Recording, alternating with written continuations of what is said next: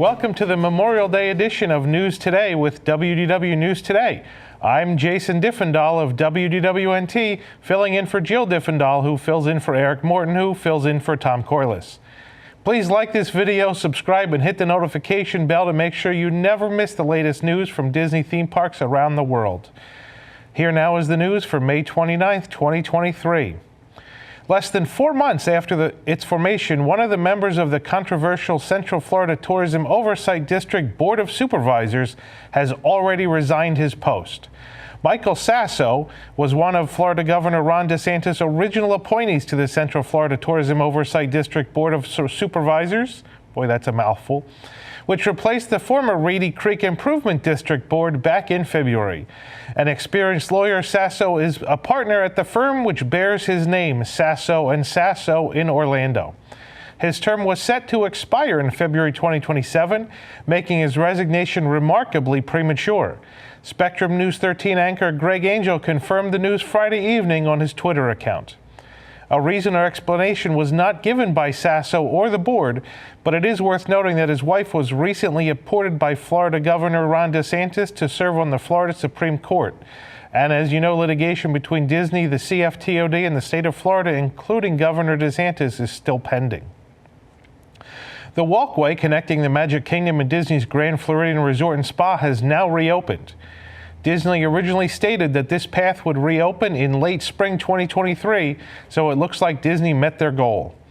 The Walkway originally opened in late 2020 after a swing arm bridge was built across the canal which houses the electrical water pageant. This walkway finally gave guests a direct path between the Grand Floridian and Polynesian Village resorts and the Magic Kingdom. The path closed in February of this year due to the ongoing refurbishment of Disney's Grand Floridian Resort and Spa. Crews have been working on the Sasso Key building, which is right next to the path entrance, but construction work seems to be nearing the finish line. Though there is still temporary construction fencing near the tree line and potted plant walls, signaling that the construction isn't complete, the walkway is thankfully open once again. A confrontation broke out between a cast member and a guest at the Tomorrowland Transit Authority PeopleMover at Magic Kingdom recently, necessitating a call to the cops. The incident happened around 3:30 p.m. on March 21st, as a 28-year-old cast member directed guests onto the PeopleMover. That's when she encountered Jennifer, a 47-year-old tourist from California. Jennifer and her husband John were the last of their family members to board. Everyone else from their party was already seated. Quote, just prior to getting onto the PeopleMover, a cast member advised them that there might not be enough room for them due to the rest of their family members already on board, the sheriff's report said. The cast member held out her arm and pointed. Her intent was to redirect them towards another car, as the one the guests were trying to get into was at capacity. But Jennifer grabbed the cast member's arm and pushed her way past. Jennifer told her that the rest of the people on the PeopleMover were her family and moved past to get on the ride, the sheriff's report said. The cast member let Jennifer go by and then stopped the ride to notify her supervisor. When she spoke with law enforcement, Jennifer denied doing anything intentionally and said she already had forward momentum when she made contact with the cast member's outstretched arm, the report said. It was a hearsay situation without third-party witnesses and no cameras in the boarding area where the situation took place. The sheriff's deputy who was investigating ruled the situation, quote, was not only incidental, but not intentional and without the express purpose of causing bodily harm. So there was no probable cause for a battery charge. No criminal charges were filed and no one was arrested. Quote, an incident report would be generated to document the incident, the sheriff's report noted. While no charges have been filed, this is yet another example of a guest initiating contact or abuse towards a Walt Disney World cast member. This month, we reported several incidents, including a guest sexually harassing a female security guard and a man slapping a Disney guest experience manager in the face. The refreshment station at EPCOT has opened, sporting the red and silver palette we've seen throughout World Discovery neighborhood of EPCOT. This is the former Cool Wash in the former Future World at EPCOT. And do not confuse the refreshment station with the refreshment outpost or the refreshment port, both of which are also at EPCOT.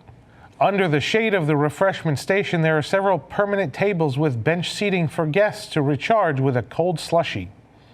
The two slushie options at this stand currently are a frozen Coca-Cola for $5.25 and a Fanta banana slushie topped with caramel and blueberries for $6. While we lament the loss of the car-themed elements of the former Cool Wash, the shade will be a welcome break from the summer Florida heat. A new Mike Wazowski cake will be available in Tomorrowland at the Magic Kingdom beginning June 1st, Disney announced on Instagram. The Mike Wazowski cake will be available at the lunching pad just a few yards from Cosmic Rays Starlight Cafe, where guests can still get the Sully slush. The Mike Wazowski cake is an orange blossom mango mousse cake with a candy eye. It's in the shape of a small green ball designed to look like the iconic Monsters, Inc. character, and you can be sure that we'll be reviewing this cake later this week. This program is brought to you by our official travel agent sponsor, Be Our Guest Vacations. Your dream vacation begins with Be Our Guest Vacations and their concierge team of expert vacation planners. Head over to beourguestvacations.com/WDWNT and their team will design your next magical vacation, from Disney World, Disneyland, and Disney Cruise Line to Adventures by Disney and more. They are able to book unforgettable VIP tours where you and your group can experience the ultimate park day. The best part is that their concierge services are 100% free, so book today. Rock and Roller Coaster at Disney's Hollywood Studios has reopened after a several months refurbishment with no major differences, despite rumors that there would be some significant changes. It has been rumored for years that Rock and Roller Coaster could be changed to no longer include Aerosmith. Around the time the ride closed for refurbishment in February, Aerosmith frontman Steven Tyler was sued for sexual assault, which fueled these rumors. Ultimately, the ride has remained largely the same, and Aerosmith and Steven Tyler are still intact. Rock and Roller Coaster closed in February 2023, and the ride reopened on Friday afternoon. One thing we did notice is that a signed photo of Aerosmith is missing at the exit of the ride. Right inside the exit door, following the long hallway from Rock around the shop, a photo of the 5 members of Aerosmith hung on the wall. The photo was autographed by the band, Steven Tyler, Tom Hamilton, Joey Kramer, Joe Perry, and Brad Whitford, and shows them at the world premiere gala of Rock and Roller Coaster at what was then known as Disney MGM Studios on July 29, 1999. Since the attraction only just soft opened from its month-long refurbishment, it's certainly possible that this is merely an oversight and not all the decor has returned to the ride. But considering the poor behavior of guests recently, you certainly have to consider concerns about vandalism or even theft, although it's slightly larger than an oversized pencil. We will keep our eyes peeled for the return of this autographed photo. The Disney Pandora sand sculpture at Disney Springs, promoting the live-action remake of The Little Mermaid, is complete. The base of the sand sculpture reads Disney x Pandora, since the jewelry company has a close relationship with Disney. On one side, we see Melissa McCarthy's Ursula alongside Flotsam and Jetsam, ominously lit from below. She wears the shell necklace, which eventually contains Ariel's voice. On the other side, we see mermaid form Ariel, portrayed by Halle Berry, bursting out of the water, or sand in this case. The side profile also shows off her tail fin and flounder. The treasure chest in the corner shows off the Little Mermaid-themed accessories available from Pandora, and Sebastian makes a cameo near the bottom. The 2 other corners of the sculpture also show off additional film-themed Pandora merchandise, and this sculpture can be found in the covered area of Disney Springs, across from the Vera Bradley store. If you've been paying attention lately, you will notice Disney has been adding several digital signs around Walt Disney World property. While the newest one has been installed along Buena Vista Drive near Disney's Riviera Resort, it stands at the intersection of Buena Vista Drive and Esplanade Avenue, which is the intersection where motorists turn left to enter Disney's Riviera Resort. The whimsical purple and red travel signs around Walt Disney World are gradually disappearing, with either new electronic signs or the plain blue ones slowly replacing them. This section of Buena Vista Drive runs between Disney's Riviera Resort and the backside of EPCOT. Just beyond the tree line on the driver's right-hand side is the Back of World Showcase, and as you continue westbound, you'll find directional signage towards Disney's Hollywood Studios, ESPN Wide World of Sports, and the EPCOT Resort area. While this new digital sign is not yet active, it appears that construction is complete and we expect it to be activated soon. DVC Resale Market is the world's largest Disney Vacation Club reseller. For anyone looking to buy or sell any Disney Vacation Club property, DVC Resale Market is the place. The entire staff is made up of Disney-trained former cast members who deliver an unmatched level of experience, knowledge, and efficiency 7 days a week. If you are thinking about becoming a Disney Vacation Club member, their team can welcome you home for less with savings of up to 65% off Disney's direct prices. Make sure to head over to dvcresalemarket.com. When you visit Tokyo Disney Resort, just across from the entrance to the Kingdom of Dreams and Magic, you can find the Tokyo Disneyland Hotel. We had a chance to stay in a Park View Standard Superior Alcove room. For those of you who have never visited the best Disney resort on the planet, Tokyo Disneyland Hotel is similar to Disney's Grand Floridian Resort and Spa in both architecture and style, although not in color, taking inspiration from the early 20th century Victorian style as an extension of World Bazaar across the way. It opened in 2008 as part of the resort's 25th anniversary celebration. You can enjoy a full room tour right here on our channel. If a pirate's life is for you, you'll want to see this Pirates of the Caribbean themed light-up sword, which also happens to be a bubble wand.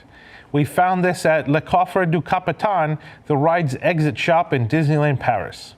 The base of the sword features a silver skull wearing a red bandana and a gold piece, reminiscent of Captain Jack Sparrow's look, hanging in front of it. The skull also wears a black pirate hat that says Pirates of the Caribbean. The sword features a gold-colored handle and has a circular bubble storage compartment on the bottom. The back of the sword is also where you'll find the battery compartment and the switch that controls the lights and bubbles. The sword lights up in many different colors, including red, green, blue, and purple, and not only does it light up, but so does the pirate skull at the base. There is also an option to have the sword dispense bubbles, which shoot out directly through the top of the sword. The switch has an option for light, bubbles, or both at the same time. Though we found it at the exit gift shop, it is also available at a cart near the entrance of Adventureland for €30, which is about $32 at today's exchange rate. Disneyland Paris cast members will be striking again on the morning of May 30th, 2023, regarding pay and working conditions. UNSA, the National Union of Autonomous Trade Unions, which is the Disneyland Paris cast member union, shared information about the strike on their Twitter account. Roughly translated, the union wrote, "Our diversity is our shield. Let's join forces on this last straight line. Let's continue to mobilize all DLP cast members to demonstrate our determination." The strike will take place at 9 a.m. local time on May 30th outside the Imagination Building, which is a cast member building backstage at Disneyland Paris. In another tweet, the union wrote, "We are all concerned. We, DLP cast members, woman or man, former or not, executive or not, unionized or not, member or not, representative or not, are all united. Only one answer is necessary: a general mobilization on Tuesday, May 30th. For the absolute latest on these stories and all that didn't make it into today's show, be sure to check at WDWNT.com and follow us on all your favorite social media platforms. You can support the entire team behind this show and others by joining the WDWNT Inner Globe Society at patreon.com/WDWNT. Get access to exclusive content, discounted show and event tickets, including our 16th anniversary event in July, and more. A special shout out to all the WIGS members watching who make this show happen every week. For the worldwide leader in Disney Parks news, this is Jason Diffendahl saying enjoy the rest of your today and have a great, big, beautiful tomorrow. From WDWNT TV, this is Park Center. Join us each week for news and discussion topics from the Disney and Universal theme parks around the world. We cover the stories in a quick, concise, and fun format, and then our panel breaks down and debates some of the biggest issues and what they mean for us, the parks fans. From the latest announcements to openings and delays to scandals and snacks and merchandise and more, we'll cover it all in 90 minutes. Join us live every Sunday night at 9 p.m. Eastern on YouTube at WDWNT TV, or watch episodes on demand anytime. You can also subscribe to the audio version of the show on your favorite podcast app.